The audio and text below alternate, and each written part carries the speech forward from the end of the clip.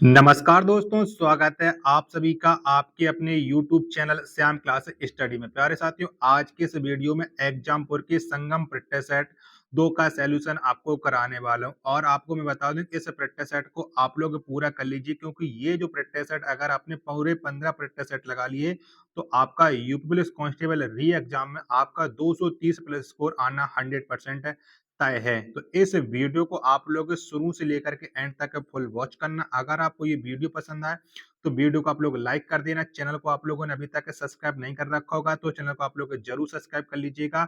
एग्जामपुर के 15 संगम practice set आपको हमारे यूट्यूब चैनल पर देखने को मिलने वाले हैं। तो मैं आपको 3 से 4 दिन के अंदर पूरे 15 प्रैक्टिस सेट कराने वाला हूँ और ये आज का संगम प्रैक्टिस सेट नंबर 2 है। तो इस वीडियो को आप लोग ध्यानपूर्वक देख लीजिएगा। तो फिर चलिए शुरू करते हैं। तो पहला प्रश्न है आपके सामने कि मानवाधिकारों की सार्वभौमिक घोषणा के किस अनुच्छेद में कहा गया है कि प्रत्येक व्यक्ति को जीवन स्वतंत्रता और व्यक्तिगत सुरक्षा का अधिकार है। तो ये कौन से अनुच्छेद में कहा गया है? तो ये कहा गया अनुच्छेद संख्या 2 में। एक का राइट आंसर हो जाएगा ऑप्शन संख्या बी।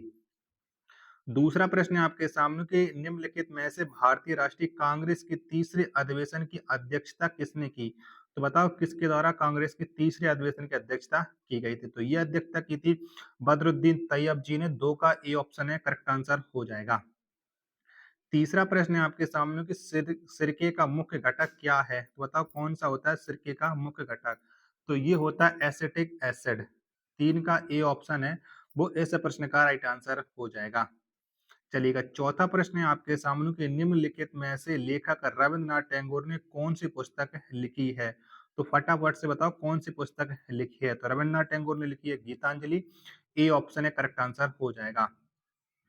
पांचवा प्रश्न है आपके सामने किसी निश्चित समय अवधि में किसी देश की सीमाओं के भीतर उत्पादित सभी अंतिम वस्तुओं और सेवाओं के कुल मूल्य के लिए क्या शब्द है? तो इसके लिए क्या शब्द है? तो इसके लिए सकल घरेलू उत्पाद। 5 का ए ऑप्शन है करेक्ट आंसर हो जाएगा।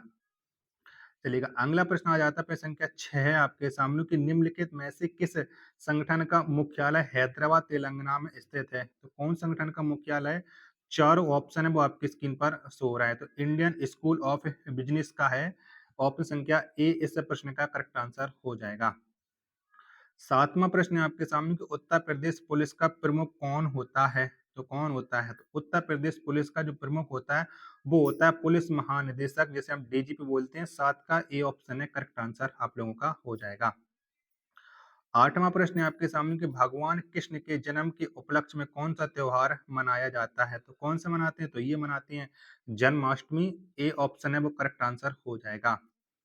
नौवां प्रश्न है आपके सामने निम्नलिखित में से कौन राज्य सरकारों के राजस्व का स्रोत नहीं है? तो कौन स्रोत नहीं है? तो ये आयकर बिल्कुल स्रोत नहीं है, राज्य सरकार का नहीं है, ये केंद्र सरकार का है। 9 का डी ऑप्शन है करेक्ट आंसर हो जाएगा। 10वां प्रश्न है आपके सामने गौतम बुद्ध की शिक्षाओं का वर्णन किसमें है? तो किसमें मिलता है? तो ये मिलता है आपको त्रिपिटक में। गौतम बुद्ध की शिक्षाओं का वर्णन 10 का डी ऑप्शन है करेक्ट आंसर हो जाएगा। 11वां प्रश्न है आपके सामने कि महाराष्ट्र, मध्य प्रदेश और गुजरात राज्यों से कौन सी नदी बहती है? तो कौन सी नदी बहती है? तो ये बहती है इनमें से नर्मदा नदी। 11 का ए ऑप्शन है वो आप लोगों का करेक्ट आंसर हो जाएगा। चलिएगा, अगला प्रश्न है प्रश्न संख्या 12 है आपके सामने कि निम्नलिखित में से किस फसल मौसम को रबी मौसम के रूप में भी जाना जाता है? तो किसे जाना जाता है रबी मौसम के रूप में? तो ये जाना जाता है शीतकालीन फसल मौसम को। 12 का बी ऑप्शन है वो आपका करेक्ट आंसर हो जाएगा। 13वां प्रश्न है आपके सामने कि न्यू डेवलपमेंट बैंक जो ब्रिक्स देश के सदस्यों द्वारा स्थापित किया गया है, इसकी स्थापना किस वर्ष की गई थी? तो इसकी स्थापना कब हुई थी? तो ये स्थापना हुई थी 15 जुलाई 2024 को। 13 का ए ऑप्शन है वो आप लोगों का करेक्ट आंसर हो जाएगा। अगर आप इस प्रैक्टिस सेट को डाउनलोड करना चाहते हो तो आप एग्जामपुर के ऑफिशियल ऐप को डाउनलोड कर लीजिएगा। वहां से आपको ये पूरे 15 प्रैक्टिस सेट है मिल जाएंगे। प्रश्न संख्या 14 है आपके सामने कि वर्ष 2016 में नोटबंदी का आइडिया देने का श्रेय किस व्यक्ति को जाता है? तो ये श्रेय जाता है अनिल बोकिल को। 14 का ए ऑप्शन है करेक्ट आंसर आप लोगों का हो जाएगा। 15वां प्रश्न है आपके सामने कि साइबर अपीलीय अधिकरण के आदेश के खिलाफ उच्च न्यायालय में अपील दायर करने की सीमा है। तो कितने दिन की सीमा है? तो ये है 60 दिन की सीमा। 15 का सी ऑप्शन करेक्ट आंसर हो जाएगा। 16वां प्रश्न है आपके सामने कि वस्तु एवं सेवा कर किस तरह का कर है? तो ये कैसा कर है? जीएसटी। तो ये एक है अप्रत्यक्ष कर है। 16 का बी ऑप्शन करेक्ट आंसर हो जाएगा। 17वां प्रश्न है आपके सामने कि मेक्सिको की मुद्रा है, तो बताओ कौन सी है मेक्सिको की मुद्रा? तो पेसो ये मेक्सिको की मुद्रा है। 17 का सी ऑप्शन है वो करेक्ट आंसर आप लोगों का हो जाएगा। चलिए 18वां प्रश्न है आपके सामने कि संयुक्त राष्ट्र ने स्वदेशी भाषाओं का अंतर्राष्ट्रीय दशक किस वर्ष से किस वर्ष तक नामित किया है? बताओ ये कब से कब तक नामित किया है, ये आपको बताना है। 18 का राइट आंसर। तो ये नामित किया है 2022 से 2032 तक है। 18 का बी ऑप्शन एकदम करेक्ट आंसर आप लोगों का हो जाएगा। चलिएगा 19वां प्रश्न है आपके सामने कि निम्नलिखित में से मानसून पुस्तक के लेखक कौन है? तो किसके द्वारा ये पुस्तक लिखी गई है? मानसून। तो ये लिखी गई है अभय कुमार के द्वारा। 19 का ए ऑप्शन करेक्ट आंसर आप लोगों का हो जाएगा। 20वां प्रश्न है आपके सामने कि T20 वर्ल्ड कप 2024 के ब्रांड एम्बेसडर किसे नियुक्त किया गया? तो कौन बने थे? तो T20 वर्ल्ड कप 2024 को जो ब्रांड एम्बेसडर है वो है क्रिस डोल। 20 का सॉरी क्रिस डोल नहीं, ये थे शाहिद अफरीदी थे, माफी चाहता हूँ। 20 का सी ऑप्शन है वो करेक्ट आंसर आप लोगों का हो जाएगा। 21वां प्रश्न है आपके सामने कि निम्नलिखित में से किस मुगल शासक ने प्रथम बार शाही चित्र कार्यशाला की स्थापना की थी? तो ये स्थापना की थी अकबर ने। 21 का सी ऑप्शन है वो करेक्ट आंसर हो जाएगा। 22वां प्रश्न है आपके सामने कि नीति आयोग इनमें से कौन सी संस्था है? तो बताइए कैसी संस्था है? तो नीति आयोग ये एक गैर संवैधानिक संस्था है। 22 का ए ऑप्शन है वो करेक्ट आंसर आप लोगों का हो जाएगा। 23वां प्रश्न आपके सामने कि भारत में मनरेगा की शुरुआत किस वर्ष से की गई? तो कब शुरुआत हुई थी? तो 2 अक्टूबर 2009 को भारत में मनरेगा की शुरुआत हुई थी। 23 का ए ऑप्शन है करेक्ट आंसर आप लोगों का हो जाएगा। 24वां प्रश्न है आपके सामने कि जापान अपने अंतरिक्ष यान को चंद्रमा की सतह पर उतारने वाला विश्व का कौन सा देश है? तो ये विश्व का है चौथा देश, ये विश्व का 5वां देश है। 24 का बी ऑप्शन है करेक्ट आंसर आप लोगों का हो जाएगा। 25वां प्रश्न है आपके सामने कि भारत नेट परियोजना की मुख्य एजेंसी कौन सी है? तो कौन सी है? तो इसकी मुख्य एजेंसी है बीएसएनएल। 25 का ए ऑप्शन है करेक्ट आंसर आप लोगों का हो जाएगा। चलिएगा 26वां प्रश्न है आपके सामने कि निम्नलिखित में से कौन सी नदी उड़ीसा में अपना डेल्टा बनाती है? तो कौन सी नदी बनाती है डेल्टा? तो ये बनाती है महानदी उड़ीसा में। 26 का सी ऑप्शन है वो आपका करेक्ट आंसर है हो जाएगा। चलिएगा 27वां प्रश्न है आपके सामने कि वर्ष 1947 में भारतीय राष्ट्रीय कांग्रेस की दिल्ली अधिवेशन की अध्यक्षता किसने की? तो किसने अध्यक्षता की थी? तो ये की थी राजेंद्र प्रसाद ने। 27 का ये ऑप्शन है करेक्ट आंसर आप लोगों का हो जाएगा। 28वां प्रश्न है आपके सामने कि संयुक्त राष्ट्र शैक्षिक विज्ञान तथा सांस्कृतिक संगठन का मुख्यालय किस स्थान पर स्थित है? यानी यूनेस्को का मुख्यालय। तो ये स्थित है पेरिस में। 28 का राइट आंसर डी ऑप्शन हो जाएगा। 29वां प्रश्न है आपके सामने उत्तर प्रदेश के किस जिले में अनुसूचित जाति की जनसंख्या सर्वाधिक है? तो कौन से जिले में अनुसूचित जाति सर्वाधिक है? तो ये है सीतापुर में है। 29 का बी ऑप्शन करेक्ट आंसर हो जाएगा। चलिएगा 23वां प्रश्न है आपके सामने कि मोतीलाल नेहरू बाल संग्रहालय लखनऊ की स्थापना किस वर्ष से की गई थी? तो ये स्थापना कब हुई थी? तो ये स्थापना हुई थी 1957 में। 30 का डी ऑप्शन है करेक्ट आंसर हो जाएगा। 31वां प्रश्न है आपके सामने कि हाल ही में किसे प्रथम उत्तर प्रदेश गौरव सम्मान 2023-24 से प्रदान किया गया? तो ये किसे प्रदान किया गया? तो ये प्रदान किया गया था नवीन तिवारी को। 31 का बी ऑप्शन वो आपका करेक्ट आंसर हो जाएगा। 32वां प्रश्न है आपके सामने कि विश्व में प्रथम बार विश्व बाल श्रम निषेध दिवस किस दिन किस वर्ष मनाया गया? तो ये मनाया गया था 32 का राइट आंसर हो जाएगा 2002 में।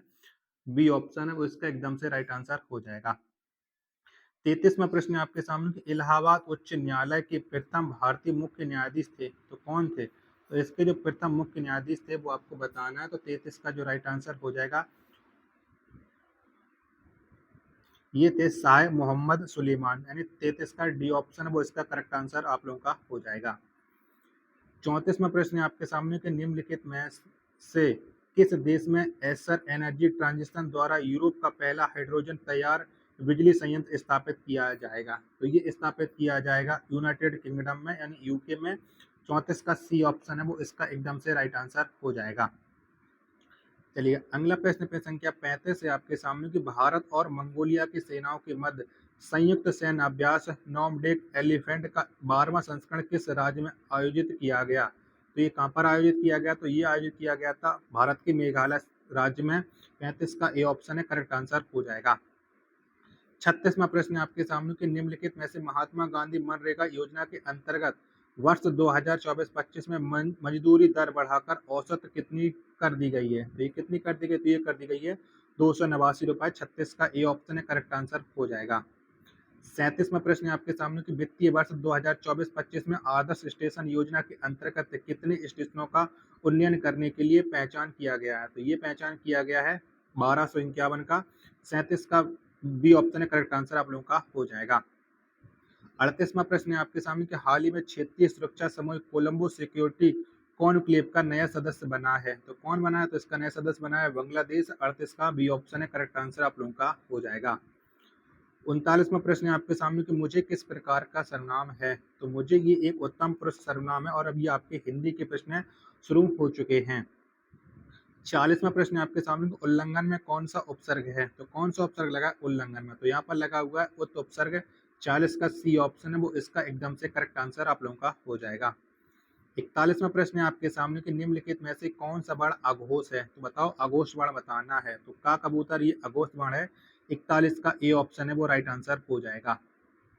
42वां प्रश्न है आपके सामने कौन सा विलोम युग्म सुमेलित नहीं है? तो बताओ इनमें से कौन सा सुमेलित नहीं है? तो अंगीकार का स्वीकार ये बिल्कुल से गलत है। बिल्कुल इसका राइट आंसर हो जाएगा 42 का ए ऑप्शन। चलिएगा अगला प्रश्न है प्रश्न संख्या 43 है आपके सामने कि पत्र शब्द का अनेकार्थी शब्द समूह निम्न में से है। तो बताओ कौन सा है? 43 का आंसर आपको बताना। तो ये है पत्ता चिट्ठी पंख। 43 का सी ऑप्शन इसका एकदम से राइट आंसर हो जाएगा। 44वां प्रश्न है आपके सामने कि निम्नलिखित शब्दों में से कौन सा शुद्ध है? तो यानी कवयित्री इसमें से किस में शुद्ध लिखी गई है? तो ये लिखी गई है बी ऑप्शन में। 44 का बी ऑप्शन राइट आंसर हो जाएगा। 45वां प्रश्न है आपके सामने कि कतर वियोत में कौन सा समास है? तो बताओ इसमें कौन सा समास है कतर वियोत में? तो ये है द्वंद्व समास। 45 का ए ऑप्शन है वो इसका एकदम से करेक्ट आंसर आप लोगों का हो जाएगा। वीडियो पसंद आ रही है तो वीडियो को आप लोग लाइक कर दीजिएगा। पूरे 15 प्रैक्टिस सेट आपको कराने वाला हूँ जो आपको निरंतर आपके एग्जाम में महत्वपूर्ण योगदान देने वाले हैं। चैनल को आप लोग सब्सक्राइब जरूर कर लीजिएगा। 46वां प्रश्न है आपके सामने कि पानी बह रहा था इस वाक्य में क्रिया किस काल का बोध करा रही है? तो कौन से काल का क्रिया बोध करा रही है? तो ये करा रही है अपूर्ण भूतकाल का। 46 का डी ऑप्शन है वो इसका एकदम से राइट आंसर है हो जाएगा। 47वां प्रश्न है आपके सामने कि मुझसे खड़ा भी हुआ नहीं जाता इस वाक्य का वाच्य होगा। तो ये कैसा वाच्य? तो इसमें जो वाच्य है वो है भाववाच्य। 47 का ए ऑप्शन इसका राइट आंसर हो जाएगा। 48वां प्रश्न है आपके सामने कि दिए गए शब्द युग्म के सही अर्थ भेद का चयन कीजिए। अपत्य अपथ्य बताओ इसका क्या हो जाएगा? तो इसका अर्थ हो जाएगा सुंदर स्त्री और जंगल। 48 का डी ऑप्शन वो इसका एकदम से करेक्ट आंसर हो जाएगा। 49वां प्रश्न है आपके सामने कि दुष्चरित्र व्यक्ति से संबंध नहीं रखना चाहिए इस वाक्य में प्रयुक्त दुष्चरित्र शब्द व्याकरण की दृष्टि से किस संवर्ग में है? तो ये संवर्ग में विशेषण में है। 49 का सी ऑप्शन है वो इसका एकदम से करेक्ट आंसर आप लोगों का हो जाएगा। 50वां प्रश्न है आपके सामने कि निम्नलिखित वाक्य में रेखांकित शब्द के स्थान पर उपयुक्त पर्यायवाची शब्द कौन सा होगा? तो कौन सा उपयुक्त पर्यायवाची हो जाएगा? राम कुशल कारीगर है तो कुशल का आपको पर्यायवाची बताना है। तो ये हो जाएगा निपुण। 50 का डी ऑप्शन इसका एकदम से राइट आंसर है हो जाएगा। 51वां प्रश्न है आपके सामने गुण गोबर कर देना मुहावरे का उचित अर्थ बताइए। तो इसका उचित अर्थ क्या हो जाएगा? तो इसका उचित अर्थ होता है बना बनाया काम बिगाड़ देना। 51 का सी ऑप्शन इसका एकदम से करेक्ट आंसर हो जाएगा। 52वां प्रश्न है आपके सामने कि पपीता शब्द इनमें से क्या है? तो बताओ क्या है पपीता? तो पपीता जो शब्द है ये एक पुर्तगाली शब्द है। 52 का डी ऑप्शन राइट आंसर है हो जाएगा। 53वां प्रश्न है आपके सामने कि निम्नलिखित में से कौन सा छंद प्रकार नहीं है? तो बताओ इनमें से कौन सा छंद का प्रकार नहीं है? तो दृष्टांत ये छंद का प्रकार नहीं है। 53 का ए ऑप्शन है वो इसका राइट आंसर है आप लोगों का हो जाएगा।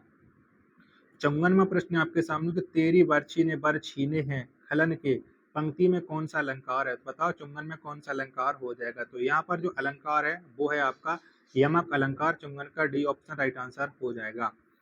55वां प्रश्न है आपके सामने कि जो क्षमा करने योग्य नहीं है वाक्यांश के लिए एक शब्द है। तो बताओ इसके लिए एक शब्द क्या हो जाएगा? तो इसके लिए एक शब्द हो जाएगा अक्षम्य। 55 का बी ऑप्शन है वो राइट आंसर है हो जाएगा। 56वां प्रश्न है आपके सामने कि चलना फिरना दौड़ना कैसी क्रिया है? तो बताओ ये कैसी क्रिया है? तो ये एक आक्रामक क्रिया है। 56 का सी ऑप्शन है वो इसका एकदम से राइट आंसर है हो जाएगा। चलिएगा अगला प्रश्न है प्रश्न संख्या 57 है आपके सामने कि किनके नाम अधिकतर स्त्रीलिंग होते हैं? तो बताओ इनमें से किसके नाम है वो अधिकतर स्त्रीलिंग होते हैं? 57 का राइट आंसर आपको बताना है। तो ये होते हैं बोलियों के, ए ऑप्शन है वो करेक्ट आंसर आप लोगों का हो जाएगा। 58वां प्रश्न है आपके सामने कि रामू जो बड़ा खिलाड़ी है, कल उसकी टांग टूट गई। इस वाक्य में उचित विराम चिन्ह कौन सा होगा? बताओ यहाँ पर कौन सा विराम चिन्ह का प्रयोग किया जाएगा? तो यहाँ पर होगा लाघव चिन्ह का, 58 का डी ऑप्शन, सॉरी लाघव चिन्ह का नहीं, अल्प विराम का प्रयोग किया जाएगा। बी ऑप्शन है वो करेक्ट आंसर है हो जाएगा। 59वां प्रश्न है आपके सामने कि रस सामग्री किस विकल्प में दी गई है? तो बताओ किस विकल्प में दी गई है रस सामग्री? तो ये दी गई है विभाव, अनुभव, संचारी, स्थायी भाव। 59 का बी ऑप्शन है करेक्ट आंसर है हो जाएगा। 60वां प्रश्न है आपके सामने कि भुजाओं को बहुवचन क्या होगा? बताओ क्या हो जाएगा भुजा का बहुवचन? ये हो जाएगा भुजाएं। 60 का डी ऑप्शन इसका एकदम से राइट आंसर हो जाएगा।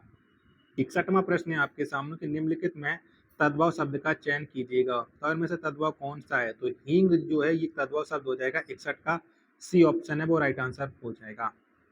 62वां प्रश्न है आपके सामने गबन उपन्यास काफी लोकप्रिय रहा, इस वाक्य में किस प्रकार के क्रिया विशेषण का प्रयोग हुआ है? तो यहाँ पर हुआ परिणामवाचक क्रिया विशेषण का प्रयोग है। 62 का सी ऑप्शन है वो इसका एकदम से राइट आंसर है हो जाएगा।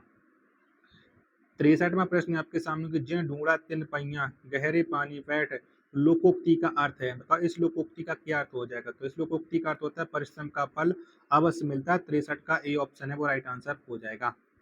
64वां प्रश्न है आपके सामने अध्यापक को पुरस्कार दीजिएगा, इस वाक्य में कौन सा कारक है? बताओ यहाँ पर कौन से कारक का प्रयोग हुआ है? तो यहाँ पर हुआ है कर्म कारक का प्रयोग है। 64 का सी ऑप्शन है वो इसका एकदम से राइट आंसर है हो जाएगा।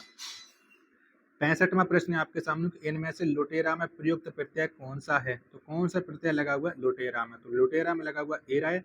65 का सी ऑप्शन है वो करेक्ट आंसर आप लोगों का हो जाएगा। 66वां प्रश्न है आपके सामने कि पूर्वी हिंदी क्षेत्र में कौन सी बोली नहीं बोली जाती है? तो कौन सी बोली नहीं बोली जाती है? तो ये जयपुरी नहीं बोली जाती है। 66 का सी ऑप्शन है वो करेक्ट आंसर आप लोगों का हो जाएगा। 67वां प्रश्न है आपके सामने ज्ञानपीठ पुरस्कार किस भाषा से संबंधित है? बताओ कौन सी भाषा में ज्ञानपीठ पुरस्कार दिया जाता है? तो ये दिया जाता है संविधान की 8वीं अनुसूची की सभी भाषाओं में ज्ञानपीठ पुरस्कार। 67 का डी ऑप्शन है वो करेक्ट आंसर आप लोगों का हो जाएगा। 68वां प्रश्न है आपके सामने कि महाशय शब्द में कौन सी स्वर संधि है? बताओ कौन सी संधि है? तो इसमें महाशय में हो जाएगी दीर्घ स्वर संधि। 68 का बी ऑप्शन करेक्ट आंसर आप लोगों का हो जाएगा। 69वां प्रश्न है आपके सामने कि निम्नलिखित में से कौन सी रचना नागार्जुन की नहीं है? तो इनमें से एक रचना नागार्जुन की नहीं है वो आपको बताना है। तो दादा कामरेड ये रचना नागार्जुन की नहीं है। 69 का डी ऑप्शन है वो करेक्ट आंसर आप लोगों का हो जाएगा। साथियों वीडियो पसंद आए तो प्लीज आप लोग वीडियो को लाइक जरूर कर दीजिएगा और चैनल को सब्सक्राइब नहीं कर रखा होगा तो चैनल को आप लोग जरूर सब्सक्राइब कर लीजिएगा। 70वां प्रश्न है आपके सामने कि निम्नलिखित में से कौन सा नाटक मोहन राकेश द्वारा रचित है? तो कौन सा नाटक लिखा है मोहन राकेश ने? तो इन्होंने जो लिखा है वो लिखा हुआ है आधे अधूरे। 70 का ए ऑप्शन वो करेक्ट आंसर आप लोगों का हो जाएगा। चलिएगा अब आ जाता है आपका गद्यांश। तो गद्यांश को आप लोग पढ़ लीजिएगा। हम गद्यांश को पहले ही पढ़ चुके थे तो आपको मैं डायरेक्ट इसकी आंसर है बताते चल रहा हूँ। धीरे धीरे मैं गद्यांश को बढ़ाते चल रहा हूँ जिससे आप लोग वीडियो को पॉज करके आप लोग पढ़ सकते हो। ठीक है, तो 71वां प्रश्न आ जाता है आपके सामने कि सार्वजनिक पुस्तकालय से क्या तात्पर्य है? तो इस पुस्तकालय से तात्पर्य होता है सभी लोगों के लिए पुस्तकालय। 71 का डी ऑप्शन राइट आंसर हो जाएगा। चलते फिरते पुस्तकालय का उद्देश्य है। बताओ इसका उद्देश्य क्या हो जाएगा? 72 का। तो इसका उद्देश्य होता है दूर दराज के क्षेत्रों तक पुस्तकालय की सुविधा उपलब्ध कराना। 72 का डी ऑप्शन करेक्ट आंसर हो जाएगा। 73वां प्रश्न है आपके सामने कि निम्नलिखित में से कौन सी गतिविधि पुस्तकालय के प्रचार में प्रभाव नहीं है? तो कौन सी नहीं है? तो इसके लिए पुस्तकालय अध्यक्ष की नियुक्ति करना, ये इसका प्रभाव नहीं हो जाएगा। 73 का डी ऑप्शन। 74वां प्रश्न है आपके सामने कि पुस्तकालय की फटी पुरानी पुस्तकों का सदुपयोग कैसे किया जा सकता है? तो कैसे किया जा सकता है? तो ये किया जाता है कम दामों में पुस्तक प्रेमियों को बेच करके। 74 का बी ऑप्शन करेक्ट आंसर हो जाएगा। 75वां प्रश्न है आपके सामने कि पुस्तकालय का संधि विच्छेद है क्या है? तो इसका संधि विच्छेद होता है पुस्तक प्लस आलय। 75 का सी ऑप्शन इसका एकदम से करेक्ट आंसर आप लोगों का हो जाएगा। अब आपके मैथ और रीजनिंग आप लोग कर लेना, मैं आपको मानसिक अरुचि है वो करा देता हूँ। तो वीडियो को आप लोग पूरा देख चुके होंगे तो वीडियो को लाइक आप लोग जरूर कर दीजिएगा और चैनल को आप लोगों ने अभी तक सब्सक्राइब नहीं कर रखा होगा तो चैनल को आप लोग जरूर सब्सक्राइब कर लीजिएगा। चलिएगा, मानसिक अभिरुचि का प्रश्न आ चुका है 132 में कि आप एक पुलिस अधिकारी हैं और एक बाजार में एक समूह एक व्यापारी पर धोखाधड़ी का आरोप लगाकर उसके साथ मारपीट कर रहा है। आप तो आप क्या करोगे वहाँ पर? तो हम बताओ क्या करेंगे? 132 का आंसर आपको बताना है। तो व्यापारी को सुरक्षित स्थान पर ले जाना चाहिए और समय को तितर-बितर करना चाहिए। इसका राइट आंसर हो जाएगा 132 का सी ऑप्शन। चलिएगा 133वां प्रश्न है आपके सामने कि आप एक पुलिस अधिकारी हैं और आपको पता चलता है कि एक प्रभावशाली व्यक्ति एक गंभीर अपराध में लिप्त है। वह आपको इस मामले को दबाने के लिए धमकी और रिश्वत दोनों की पेशकश कर रहा है, तो आप बताओ समय आप क्या करोगे? ये आपको बताना। ये ऑप्शन आपकी स्क्रीन पर रही है। 133 का राइट आंसर क्या हो जाएगा फटाफट से? तो प्रभावशाली व्यक्ति के खिलाफ सबूत एकत्र करके उसे गिरफ्तार करना चाहिए। इसका करेक्ट आंसर हो जाएगा सी ऑप्शन। चलिएगा 134वां प्रश्न है आपके सामने कि आप एक प्रशिक्षित खोजी अधिकारी हैं और आपको एक सम सामुदायिक आउटरीच कार्यक्रम में भाग लेने के लिए कहा जाता है। आपको लगता है कि यह आपकी विशेष क्षमता का सही उपयोग नहीं है आपको। तो यहाँ पर आप क्या करोगे? 134 का राइट आंसर। कार्यक्रम में उत्साहपूर्वक भाग लेना चाहिए और समुदाय के साथ अच्छे संबंध स्थापित करने का प्रयास करना चाहिए। सी ऑप्शन करेक्ट आंसर आप लोगों का हो जाएगा। 135वां प्रश्न है आपके सामने कि आप एक पुलिस अधिकारी हैं और आपको एक बड़े व्यापारिक घोटाले की जांच सौंपी गई है, जिसमें कई प्रभावशाली लोग शामिल हैं आपको। बताओ आप क्या करोगे? 135 का आंसर आपको बताना है। तो प्रभावशाली लोगों के दबाव के बावजूद निष्पक्ष और तेजी से जांच करनी चाहिए। सी ऑप्शन करेक्ट आंसर हो जाएगा। 136वां प्रश्न है आपके सामने कि आप एक पुलिस अधिकारी हैं और एक बड़ी भीड़ धार्मिक स्थल पर इकट्ठा हो रही है, जिससे कानून व्यवस्था बिगड़ने का खतरा है आपको। बताओ वहाँ पर आप क्या करोगे? 136 का आंसर आपको बताना है। तो धार्मिक नेताओं के साथ मिलकर भीड़ को शांतिपूर्ण तरीके से तितर-बितर करने की कोशिश करनी चाहिए। 136 का बी ऑप्शन है वो करेक्ट आंसर आप लोगों का हो जाएगा। चलिएगा अगला प्रश्न आ जाता है प्रश्न संख्या 137 की। आप एक पुलिस अधिकारी हैं और आपको खबर मिलती है कि एक स्कूल के बाहर कुछ संदिग्ध लोग बच्चों को तंग कर रहे हैं आपको। तो आप क्या करोगे? 137 का आंसर आपको बताना है। चलिएगा चारों ऑप्शन वो आप लोग देख लीजिएगा। तो संदिग्ध लोगों की गतिविधियों की निगरानी करनी चाहिए और स्थिति के अनुसार है कार्रवाई करनी चाहिए। सी ऑप्शन करेक्ट आंसर हो जाएगा। 138वां प्रश्न है आपके सामने कि आप एक पुलिस अधिकारी हैं और एक महिला ने अपने पड़ोसी के द्वारा लगातार उत्पीड़न की शिकायत की आपको। बताओ आप उस समय क्या करोगे? महिला की शिकायत की जांच करनी चाहिए और कानूनी कार्रवाई करनी चाहिए। 138 का सी ऑप्शन है वो राइट आंसर हो जाएगा। 139वां प्रश्न है आपके सामने कि आप एक पुलिस अधिकारी हैं और आपको एक अज्ञात वेबसाइट के माध्यम से हो रहे ऑनलाइन धोखाधड़ी की शिकायत मिलती है, तो बताओ उस समय आप क्या करोगे? चारों ऑप्शन वो आपकी स्क्रीन पर शो रहे हैं। तो वेबसाइट की जांच करनी चाहिए और इसके संचालकों का पता लगाना चाहिए। बी ऑप्शन करेक्ट आंसर हो जाएगा।